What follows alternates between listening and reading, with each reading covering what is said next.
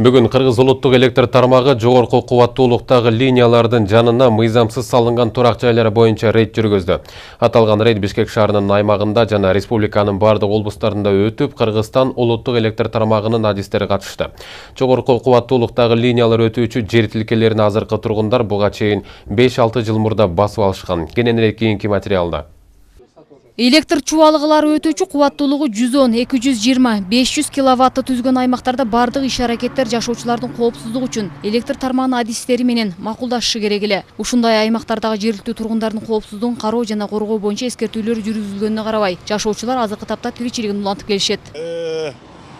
Биздин изилдегенибиз менен бул жерде бир 100дөй ушундай опоралар бар. Охранный зонасы бузулган.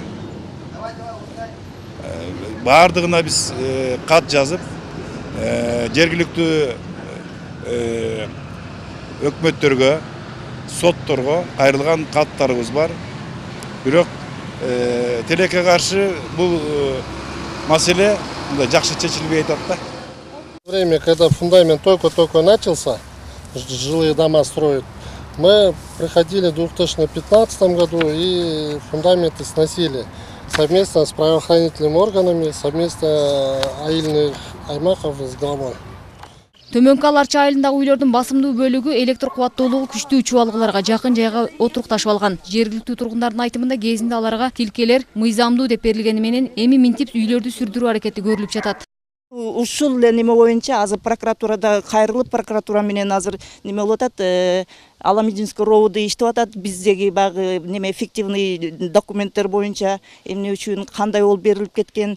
Аламединский прокуратура кечээ эле мен зам прокурор Муратбеков менен сүйлөшүп чыккан бул боюнча ушул маселелерди эмне үчүн ушул кезге чейин карабайт деп. Единственно ошо бир айткандары биз ушул маселени көтөрүп чыкканыбызды эле айтышат да. Силер унчукпай отуруп тура бергиле. Бүтөт бардыгы. А силер мындай көтөрсөңөр биз выход жок, үйүңөрдү немеге подснос беришибиз керек. Ушундай эле коркутуп келатышат, могу 2013 жылдан бери элечи. Ушунтип эле неме болуп кетет. Если дальше дейт неме кыла турган болсоңор, арызданып, раздражать эте берсеңер, анда дейт подснос кетесиңер. Аталган аймакта бүгүнкү күндө 30га жакын түтүн жашайт. Эгерде кандайдыр бир себептерден улам электр зымдары үзгүлтүккө учураса, жер астын 30 метр, ал эми үстүңкү бетин 20дан 40 метрге чейин күйгүзүп кетиши ыктымал. 2014-2015 жылы жаңыдан салынып баштаганда өзүңүздөр көргөндө мына биз үйлөрдү бузуп правоохранительный орган негизинде ушундай чараларды колдонгонбуз, бирок бүгүнгүгө чейин бул үйлөр уланууда, салыноосу уланууда. Жергиликтүү тургундарга да муну эскертүү бергенден кийин алар эч кандай неме болгон жокпу?